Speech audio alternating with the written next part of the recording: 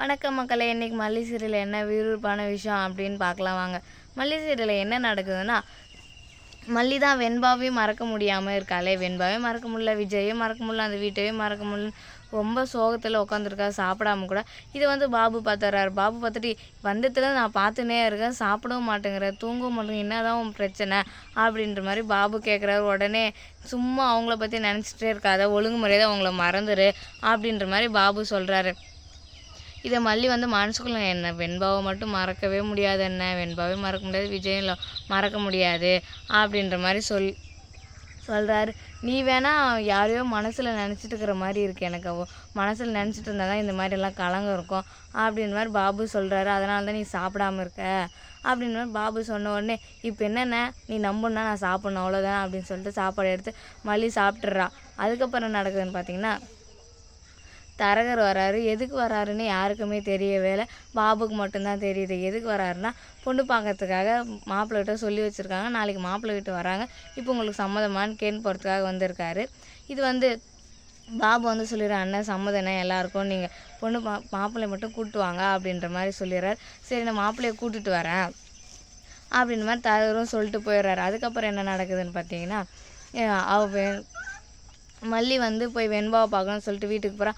அங்கே என்ன நடக்குதுன்னு பார்த்தீங்கன்னா, அவள் போன உடனே சரி ரஞ்சிதாவும் அந்த பாட்டியும் என்ன பண்ணுறாங்கன்னு பார்த்தீங்கன்னா, உள்ளாவே இவளை விடவே மாட்டேங்கிறாங்க. எப்படியாவது அவள் வெண்பாவை பார்த்துன்னு தான் சொல்லிட்டு போகிறான்.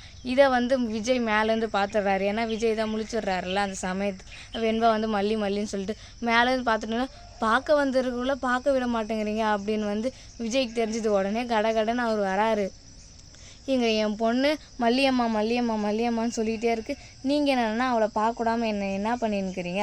அவள் தான் வந்துட்டால, உள்ளே விட வேண்டியதானே, உள்ள அவள் வெண்பாவை பார்த்துட்டு போயிருப்பாள் அப்படின்னு சொல்லிட்டு வாங்கின்னு வாங்கிறார். ரஞ்சிதாவையும் போதும் முன்னே, நீ என்னடா சொன்ன என்கிட்ட ப்ராமிஸ் தானே ப்ராமிஸ் தானே நான் பண்ணேன், இனிமேல் மல்லியை கூப்பிட்டு வரேன். நான் மல்லியை கூப்பிட்டு வரல, மல்லியே தானே வந்திருக்கா அப்படின்ற மாதிரி விஜய் சொல்லிடுறாரு. நீங்களாம் ஒன்றும் எனக்கு யாரும் தேவையில்லை, எனக்கு மல்லி மட்டும் இருந்தாவே போதும் அப்படின்ற மாதிரி விஜய் சொல்கிறாரு. இப்போ தான் விஜய்க்கு மல்லி மேலே ஒரு அக்கறை அன்பெல்லாம் வந்திருக்கு போல்.